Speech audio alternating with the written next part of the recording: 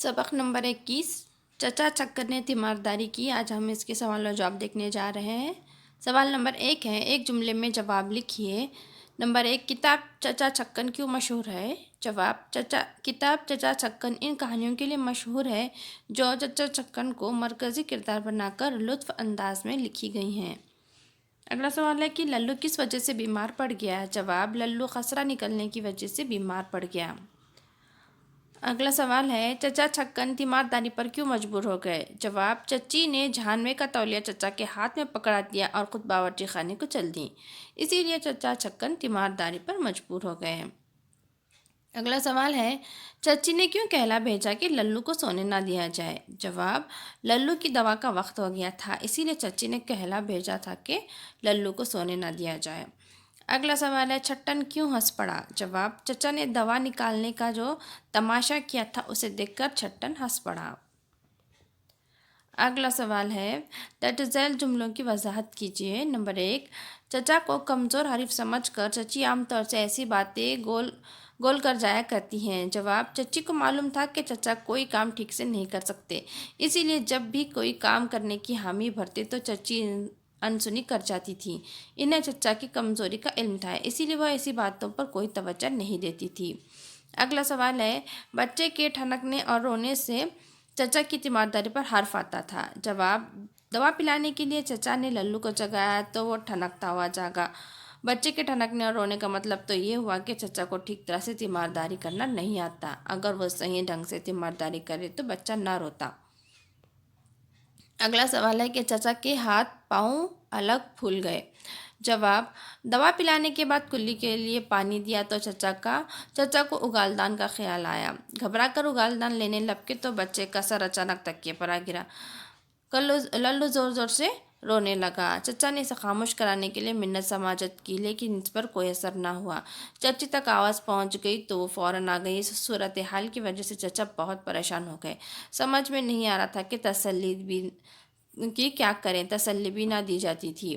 اگلا سوال، دودھ کی اچھی خاصی چائے بن گئی۔ جواب، چچی نے للو کے لیے دودھ لانے کو کہا تھا اور وہ بھی بالائی ہٹا کے۔ چچا کے منہ میں پان کی پیک بھری ہوئی تھی۔ انہوں نے بالائی ہٹانے کے لیے جو پھونک ماری تو ساری پیک دودھ کی دیگچی میں۔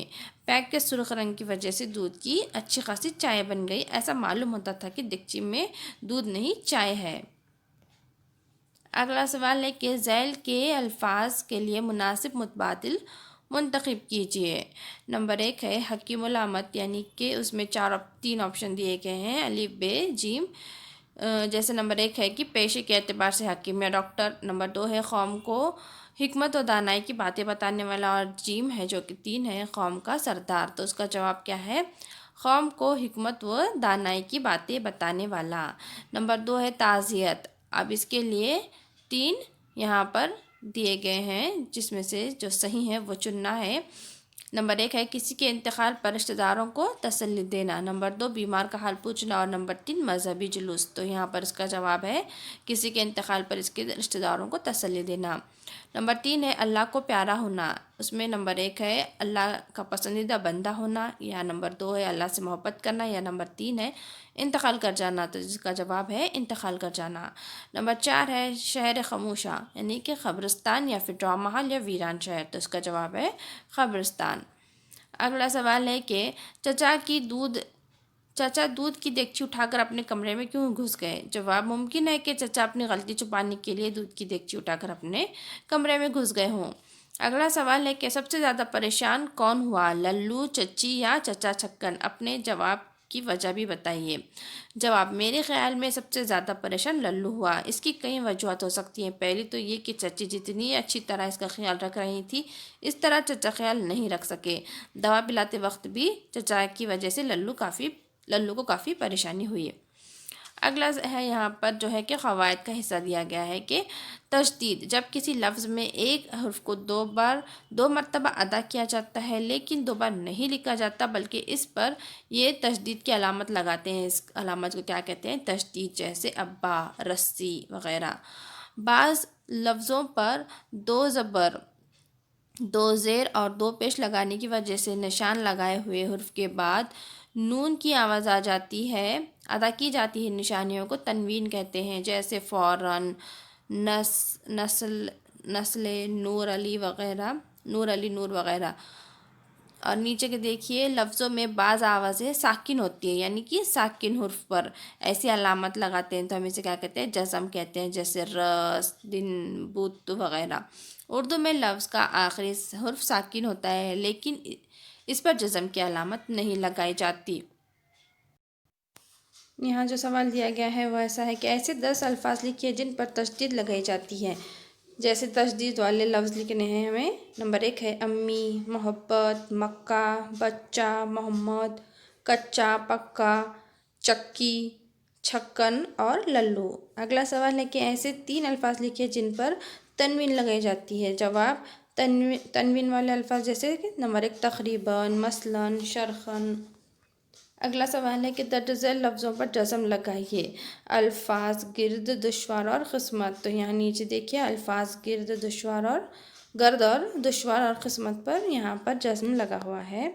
اگلا سوال ہے کہ درج ذیل محاوروں کو اپنے جملوں میں استعمال کیجیے۔ نمبر 1 جیسے کہ تاؤ کھانا، جوہر دکھانا، ادموا کرنا، فکر کے مارے دبلا ہونا، باتیں گول کر جانا، حواس بجا ہونا، چارہ نظر نہ آنا، ہاتھ پاؤں پھولنا، بھڑاس نکالنا، ٹس سے مس نہ ہونا۔ تو نمبر 1 ہے تاؤ کھانا۔ میرا ایک دوست تنگ مزاج ہے جو ذرا سی بات پر تاؤ کھانے لگتا ہے۔ نمبر 2 جوہر دکھانا۔ سچن ٹینڈولکر نے کرکٹ کے میدان میں اپنے جوہر دکھا کر خوب شہرت حاصل کی۔ نمبر 3 ہے ادموا کرنا۔ شرجیل نے اپنے مقابل کو مار مار کر ادموا کر دیا۔ نمبر 4 ہے فکر کے مارے دبلا ہونا۔ ارشد سالانہ امتحان کی فکر کے مارے ابھی سے دبلا ہو گیا۔ نمبر 5 ہے باتیں گول کر جانا۔ خالد سے جب جواب بن نہیں پڑتا تو وہ باتیں گول کر جاتا ہے۔ اگلا ہے حواس بجا ہونا۔